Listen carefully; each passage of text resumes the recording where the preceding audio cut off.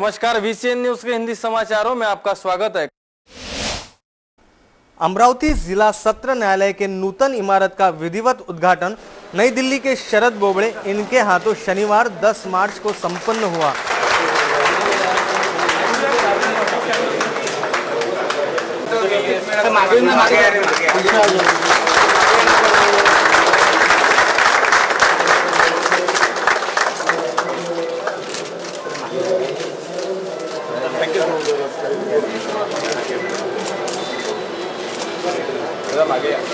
अध्यक्ष स्थान पर मुंबई उच्च न्यायालय की प्रभारी मुख्य न्यायाधीश श्रीमती विजया ताहिल रमानी, सम्माननीय अतिथि के तौर पर न्यायाधीश भूषण गवई, न्यायाधीश प्रदीप देशमुख, न्यायाधीश सुनील शुक्रे, न्यायाधीश विजय आंचलिया, पालक मंत्री प्रवीण पोठे, विधि मंत्री डॉक्टर रंजीत पाटिल, जिला वकील संघ के अध्यक्ष प्रशांत देशपांडे, अमरावती जिला सत्र न्यायालय के न्यायाधीश अनिल पानसरे समेत बड़ी संख्या में आला अफसर प्रमुखता से मौजूद थे। गौरतलब है कि कैंप परिसर स्थित नवनिर्मित कोर्ट इमारत के उद्घाटन के अवसर पर राज्य के मुख्यमंत्री देवेंद्र फडणवीस की प्रमुख उपस्थिति रहने वाली थी, मगर तकनीकी खराबी के चलते मुख्यमंत्री हवाई अड्डे तक नहीं पहुंच पाए। इसके लिए उन्हें अपना निर्धारित दौरा रद्द करना पड़ा।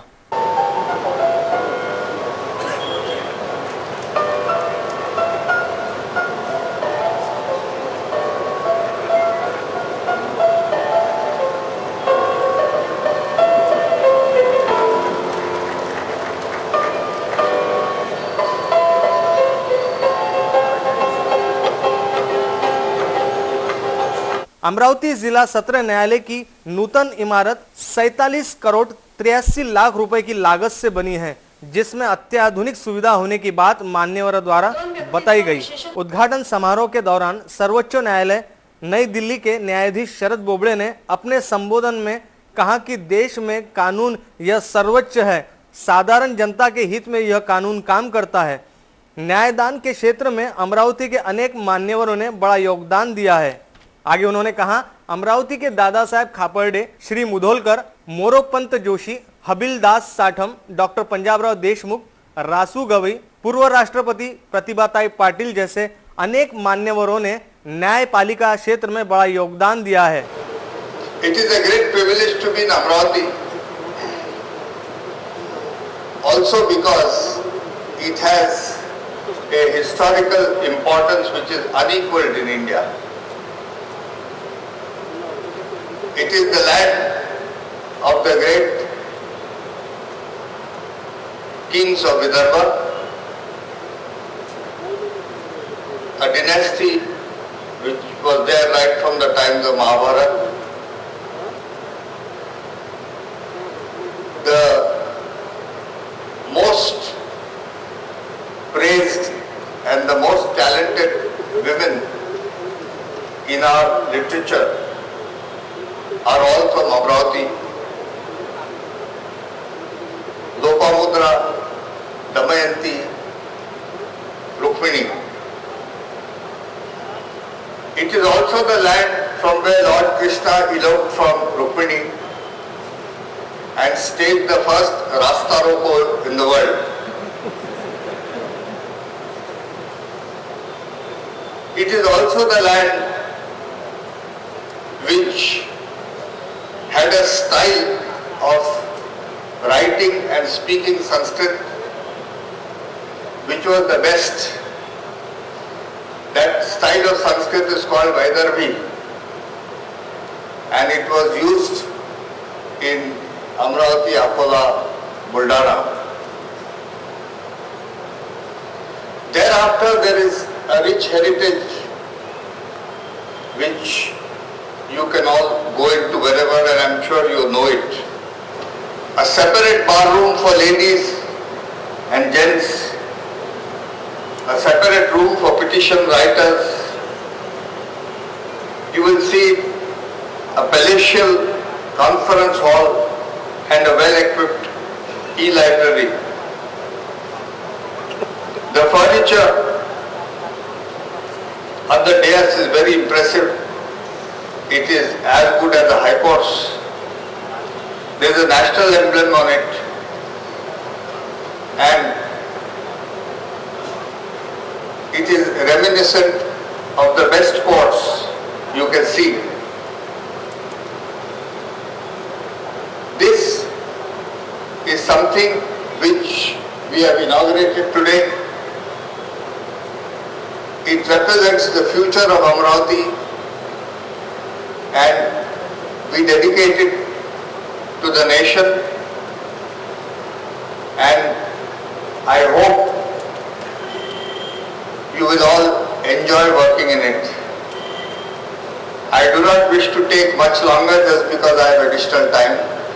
मुंबई उच्च न्यायालय की प्रभारी मुख्य न्यायाधीश श्रीमती विजया ताहिल रमानी ने अपने संबोधन में कहा, न्यायदान क्षेत्र में जिला न्यायालयों की भूमिका महत्वपूर्ण है। न्यायालय में गुणवत्ता पूर्वक काम करने के लिए उत्कृष्ट मूलभूत सुविधाओं की जरूरत है। न्यायदान क्षेत्र में विश्वसनीयता अब महत्वपूर्ण साबित हो रही है। न्यायदान के साथ जन जागृति होने से ई कोर्ट जैसे नए तंत्र की सहायता से न्यायदान पूरी क्षमता से होने की जरूरत है। It is my great honor and pleasure to inaugurate the court building at Amravati. It fulfills a long-standing demand of the people in this area. Today's occasion marks a milestone in the legal history of Amravati. Inauguration of a new court building is an apt occasion to plan our journey to the future. Today is the day when we can look back into history with pride and venture into a new tomorrow with the same zeal and commitment. Wealth, commerce, learning and law may not keep an institution alive, but it is the nobility, greatness and stability which make it stand like a monument of respect, honor and pride. It is my belief that in the structure of our whole justice delivery system, district judiciary plays a significant role. It is the backbone of the system. It needs to be tough as well as flexible. District judiciary has a definite role to play in the process of good governance. Important feature of the district judiciary is that it translates theory of justice into practice. It is only due to the working machinery of the district and taluka level courts that people feel presence of justice in their day-to-day life. It is therefore our duty to sit and have a look at the work we have done and the work which lies ahead of us. It is a time to talk to each other and to know how we can improve the system. Efficiency of a trial judge may very well be assessed on the basis of how effectively he does time management. Resort to alternate dispute resolution mechanism is one of the effective modes of resolution of disputes. The ADR system has a significant advantage as it eliminates the win and lose situation, but it only results in a win-win situation for the litigating parties. Advocates should make serious efforts toward driving parties to settlement through mediation, conciliation and lok adalat. Friends, let us all work together for upholding the majesty of the Constitution of India by individual as well as collective efforts. Let me conclude with the words of Solzhenitsyn, a Russian novelist, historian and story writer, who said, I quote, "Justice is conscience, not a personal conscience, but the consciousness of whole humanity. Those who clearly recognize the voice of their own conscience usually recognize also the voice of justice." उद्घाटन समारोह में जिला सत्र न्यायालय की इमारत का बांधकाम करने वाले नितिन गबने तथा सार्वजनिक बांधकाम विभाग के अधीक्षक अभियंता विवेक साळवे, इनका सत्कार न्यायमूर्ति श्रीमती विजया ताहिल रमानी के हाथों किया गया।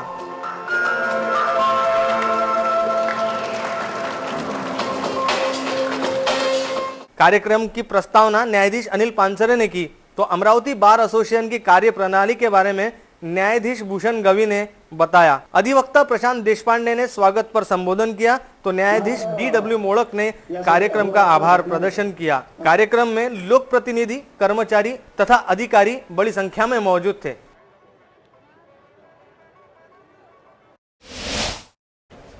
शहर पुलिस मुख्यालय के ठीक पीछे निर्मित भव्य 4 मंजिला फॉरेंसिक लैब का शनिवार को जिले के पालक मंत्री प्रवीण पोटे पाटिल के हाथों शानदार लोकार्पण किया गया। इस वक्त नगर विकास राज्य मंत्री डॉक्टर रंजीत पाटिल, सांसद आनंदराव अडसूल, महापौर संजय नरवणे, विधायक डॉक्टर सुनील देशमुख, गृह विभाग के अपर सचिव सुधीर श्रीवास्तव, राज्य के न्यायिक व तांत्रिक महासंचालक एसपी यादव, वैज्ञानिक प्रयोगशाला संचालनालय के प्रभारी संचालक कृष्णा कुलकर्णी, उप संचालक विजय ठाकरे प्रमुख रूप से मौजूद थे। फॉरेंसिक लैब से अब पुलिस जांच को रफ्तार प्राप्त हुई है। अब पुलिस को फॉरेंसिक जांच के लिए अन्य शहरों की ओर भागदौड़ नहीं करनी पड़ेगी। अब 6 शहरों का कामकाज इस भव्य लैब से होगा, ऐसा प्रतिपादन कर जिले के पालक मंत्री प्रवीण पोटे पाटिल ने इस भव्य इमारत को साकार करने वाले लोक निर्माण विभाग के अधीक्षक अभियंता विवेक सालवे का अभिनंदन किया। पुलिस विभाग को गतिमान और उनकी राह में आने वाली बाधाएं दूर करने को लेकर सरकार गंभीर है, ऐसा उन्होंने इस अवसर पर कहा। आणि सगळ्यात महत्त्वाचं मला या ठिकाणी महत्त्वाचा एक विषय मांडायचा आहे की पर्यावरण विभागाशी संबंधित असल्यामुळे इथून येणारा जो विसारा जो तुम्ही म्हणता त्याचं विल्हेवाट कशी आपण लावणार याच्यासाठी सुद्धा आपण कुठेतरी एक चांगल्या पद्धतीने विचार केला पाहिजे। मी महाराष्ट्राचे मुख्यमंत्री साहेबांना, आमचे रणजितजी पाटील साहेबांना या प्रसंगी सांगतो की या ठिकाणी येणारा आपण मेडिकल क्षेत्रामध्ये काम केलं, बरेच वर्ष आपण प्रॅक्टिस केली, बरेच अवयव आपण इथं आणतो, नंतर डिस्पोजल कसे करायचा हा फार महत्त्वाचा विषय असतो। याच्यासाठी सुद्धा आपण स्पेशल काहीतरी या ठिकाणी आपण यंत्रणा उभी केली, मी सुद्धा पाहिलेली आहे, परंतु ते आणखीन काही अपग्रेड करून आपल्याला जर करता आली तर त्याचा त्रास आजूबाजूला होणार नाही, याचा सुद्धा आपण विचार करण्याची गरज आहे। इस अवसर पर नगर विकास राज्य मंत्री डॉक्टर रंजीत पाटिल ने भी फॉरेंसिक लैब की जरूरत और अहमियत साझा की। अब यहाँ की पुलिस भी स्मार्ट हो गई है, ऐसा उनका कहना रहा की कन्व्हिक्शन रेट जर वाढवायचा असेल तर आपल्याला त्याचा पुरावा इतका सबळ पाहिजे, त्याच्याशिवाय ते कन्व्हिक्शन होत नाही। मी तर असं म्हणेन की या जगाने 2 एरा पाहिल्यात। मी नेहमी विचार करतो की एक तर इन्फॉर्मेशन टेक्नॉलॉजीच्या आधीचा एरा आणि एक त्याच्यानंतरचा एरा। प्रत्येक गती ही प्रगती नेहमीच नसते। ज्युडिशियस यूज जर केला तर ती प्रगती समजावी आणि इनज्युडिशियस यूज असली तर ती प्रगती होऊ शकत नाही।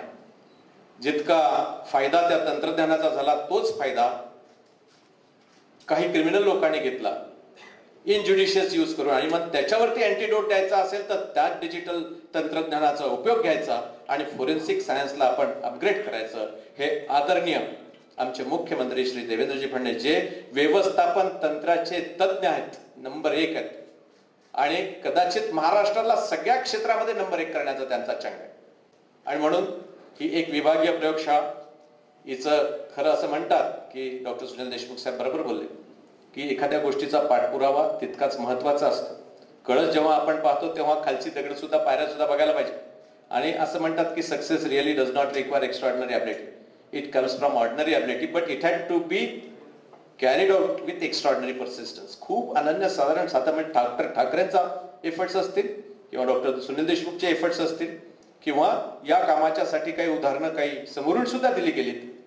वही जिले के सांसद आनंद अडसूल ने बताया कि अब अंबानगरी के वैभव के दिन आ गए हैं। आज भले ही मुख्यमंत्री महोदय फॉरेंसिक लैब के उद्घाटन समारोह में शरीक होने नहीं पहुंचे, लेकिन भविष्य में इस लैब का निरीक्षण करेंगे। यह जानकारी भी सांसद अडसूल ने दी। भव्य फॉरेंसिक लैब निर्मित के लिए 20 करोड़ खर्च आया है। इस 4 मंजिल इमारत में ग्राउंड फ्लोर पर 667.87 स्क्वायर फीट क्षेत्र में अतिथि गृह, कॉन्फ्रेंस रूम तथा शेष पार्किंग की व्यवस्था की गई है। पहली मंजिल पर उप संचालक का कार्यालय, डीएनए साइबर क्राइम तथा टेप ऑथेंटिकेशन की अद्वैत lab, lie detector test, brain polygraphy, mapping lab.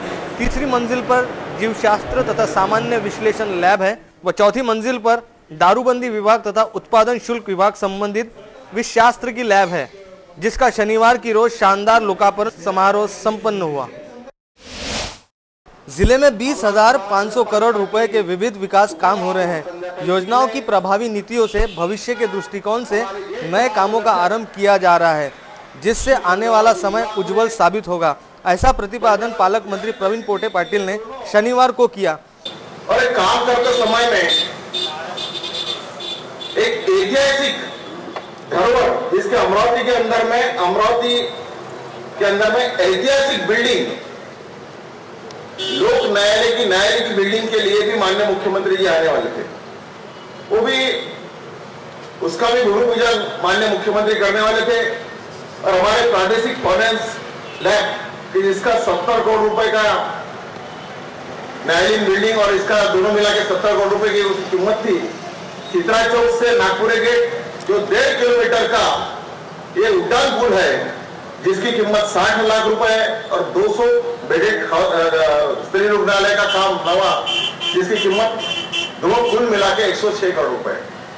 ये हम 4 कामों का माननीय मुख्यमंत्री जी लोकार्पण और भूमि पूजन करने वाले थे।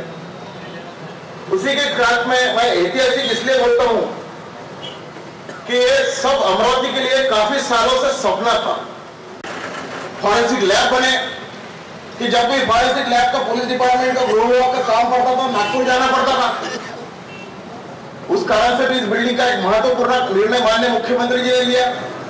और उसी के साथ में हमारे केंद्रीय मंत्री गडकरी साहब, नितिन जी गडकरी साहब, उन्होंने उनके CIF से जिसका हम अभी यहाँ पे भूमि पूजन किया उसके लिए 60 करोड़ रुपए माननीय मुख्यमंत्री जी ने, माननीय केंद्रीय मंत्री गडकरी साहब ने दिए। और आज तक इतिहास नहीं है, इतिहास भी गवाह देगा कि माननीय मुख्यमंत्री देवेंद्र जी फडणवीस और माननीय केंद्रीय मंत्री गडकरी साहब इनके मार्गदर्शन के अंदर में आज 20,500 करोड़ रुपए के जिले के अंदर काम चल रहे हैं।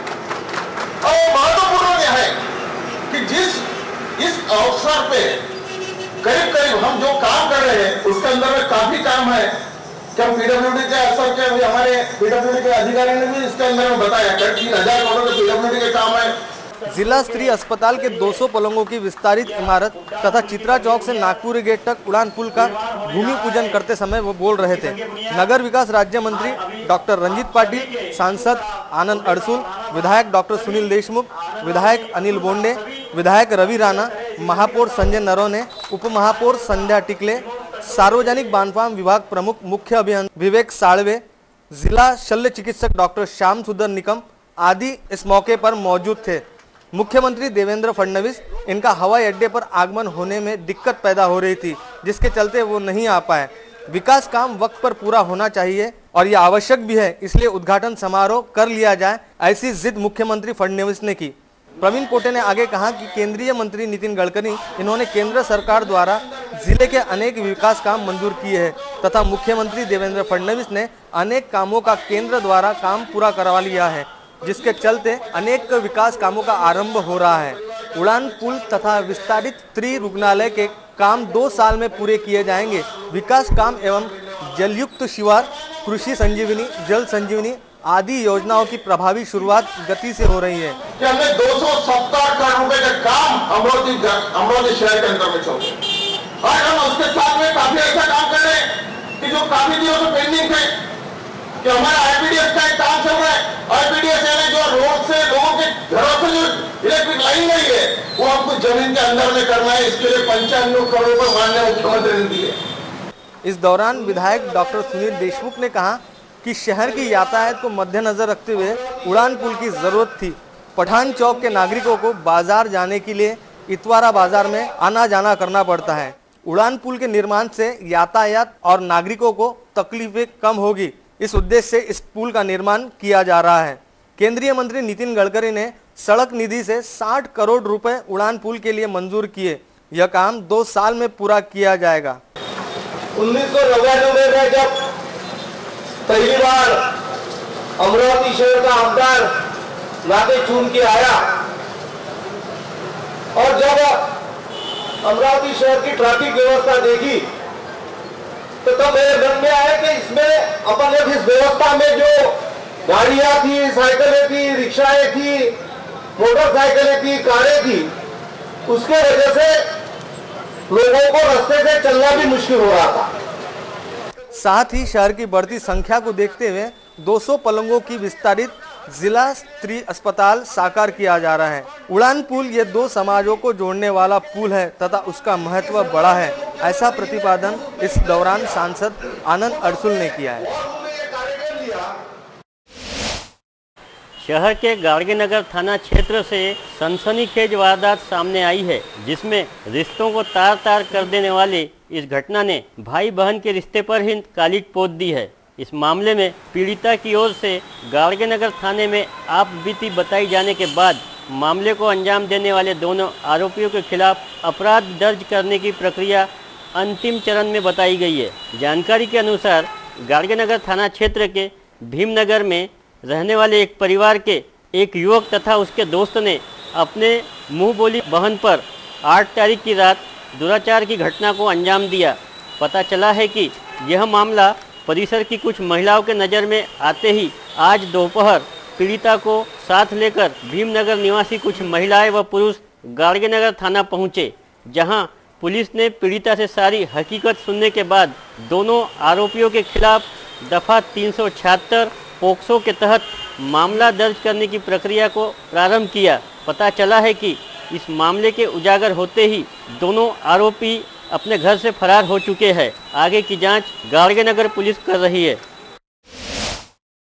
पिछले कुछ दिनों से यह खबरें सुनने में आ रही थी कि अज्ञात चोरों द्वारा बंद घरों को निशाना बनाया जा रहा है, लेकिन खोलापुरी गेट थाना क्षेत्र के 7 खिराडी में बीती रात एक परिवार अपने घर के पहली मंजिल पर सोता रहा और तल मंजिल पर चोरों ने लाखों की चोरी को अंजाम दे दिया। मिली जानकारी के अनुसार खोलापुरी गेट थाना क्षेत्र के 7 खिराडी तेलीपुरा में पिंपळे परिवार रहता है। रोजाना की तरह पिंपळे परिवार बीते शुक्रवार की रात भोजन पश्चात घर की पहली मंजिल पर सो रहा था।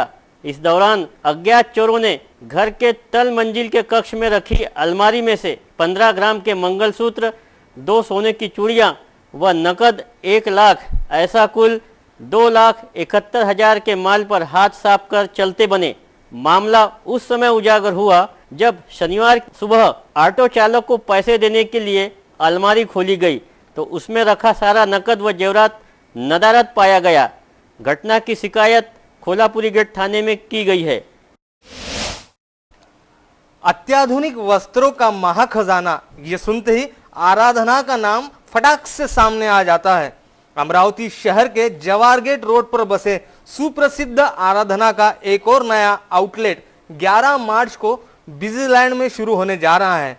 आराधना होलसेल शॉपिंग मॉल का उद्घाटन बिजीलैंड में मशहूर टीवी सीरियल इश्कबाज की अभिनेत्री अनिका के हाथों होने जा रहा है। हाय, I'm सुरभि चांदना, यानी कि आपकी प्यारी अनिका, और आजकल कुमारी रोजी रानी फ्रॉम इश्कबाज। मैं आ रही हूँ आपके शहर अमरावती 11 मार्च को for the showroom inauguration of Aradhana fashions at the Busyland business park.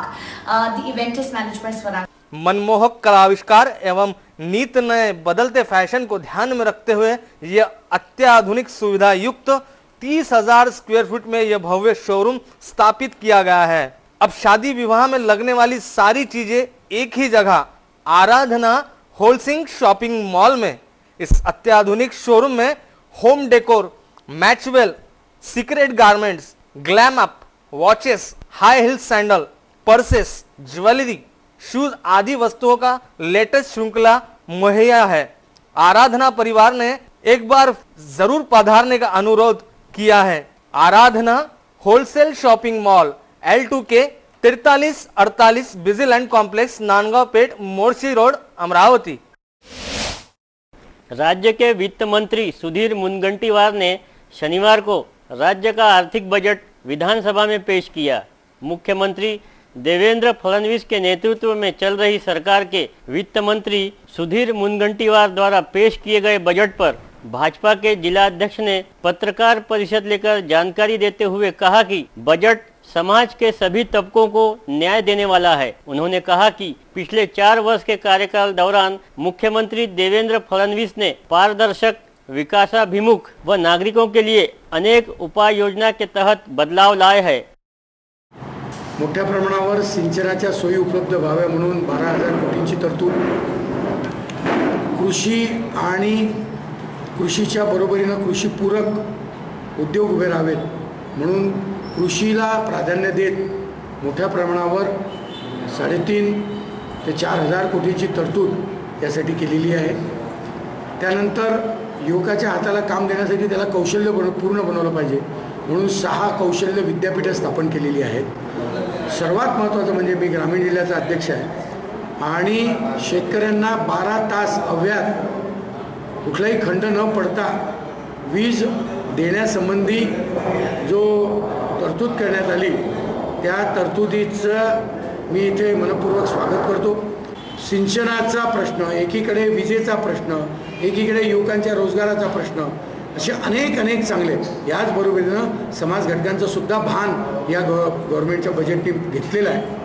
तळागाळातल्याही माणसाचा विचार करणारं हे सरकार आहे हे लक्षात येते. कारण आजपर्यंत ऑटो चालकांच्याकडे एक माणूस म्हणून पाहिलं गेलं नाही. त्यांच्या समस्या असू शकतात हे कुणी मान्यच केलं नाही. या सरकारने पहिल्यांदा त्यांच्या समस्या निराकरणासाठी ऑटो चालक महामंडळ स्थापन केलं आणि त्याला लगेच 5 कोटी रुपयांची नॉमिनल का होईना पण एक तरतूद केली. याच्यातून ती तरतूद वाढवू शकते. पत्रकार परिषद में उन्होंने यह भी कहा कि यह बजट प्रगतिशील सरकार कल्पना शाश्वत शासन का उल्लेखनीय उदाहरण है. प्रधानमंत्री के न्यू इंडिया उद्देश्य को सामने रखकर महाराष्ट्र सरकार का विकास होगा, ऐसी योजना अमल में लाई जाने वाली है.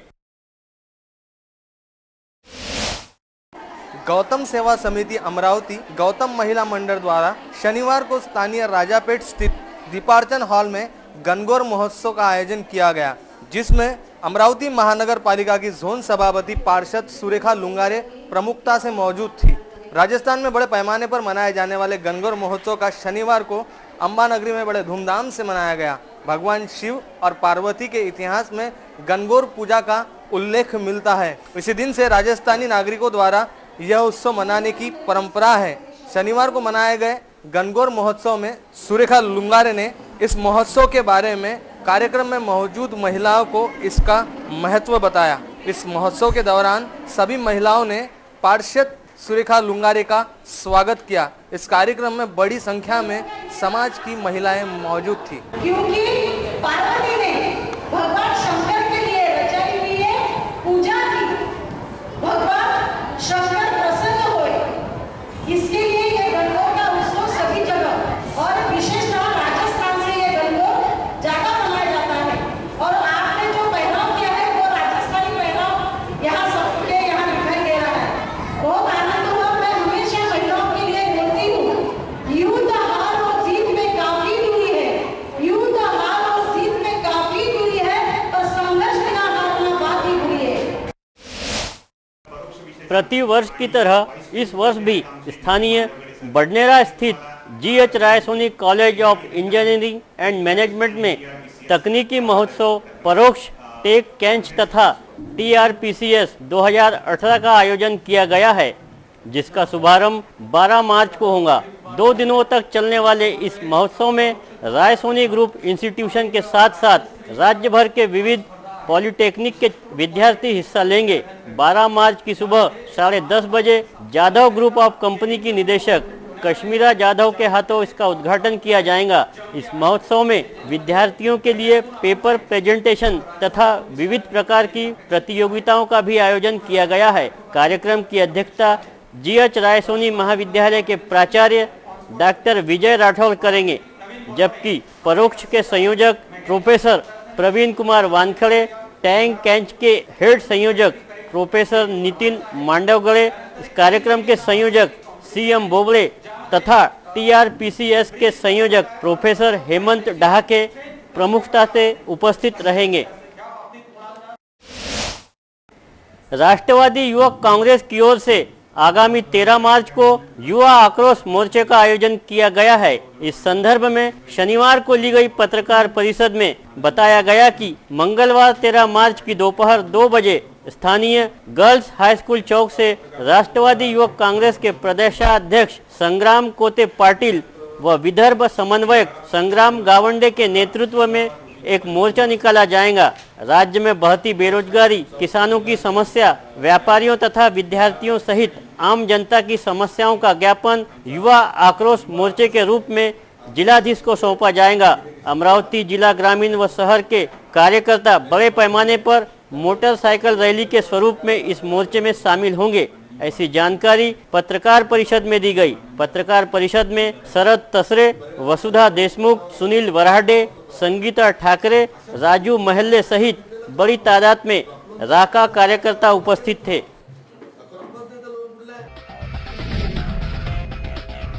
खबरों में आज के लिए बस इतना ही। फिर मिलेंगे कुछ नई तरोताजा खबरों के साथ। तब तक के लिए देखते रहिए VCN न्यूज। नमस्कार।